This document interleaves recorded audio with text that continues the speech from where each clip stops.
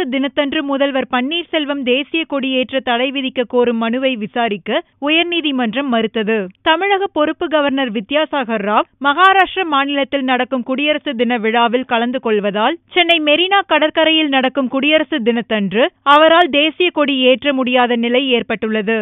இதனால் தேசிய கொடியை முதல்வர் ஓ பன்னீர்செல்வம் ஏற்றுவார் என அறிவிக்கப்பட்டுள்ளது. இந்நிலையில் சென்னை உயர்நீதிமன்றத்தில் தலைமை நீதிபதி சஞ்சய் கிஷன் கவுல் தலைமையிலான அமர்வு முன் டிராபிக் ராமசாமி ஆஜராகி வாதிட்டார். குடியரசு தினத்தன்று முதல்வர் தேசிய கொடியை ஏற்ற அதிகாரம் கிடையாது என்றும் அதற்கு தடை விதிக்க கோரும் மனுவை அவசர வழக்காக கருதி புதனன்று விசாரிக்க வேண்டும் என்றும் வலியுறுத்தினார். இந்த கோரிக்கையை நீதிபதிகள் ஏற்க மறுத்தனர். அந்த வழக்கு பிற வழக்குகளுடன் விசாரணைக்கு எடுத்துக் கொள்ளப்படும் என்று உத்தரவிட்டனர்.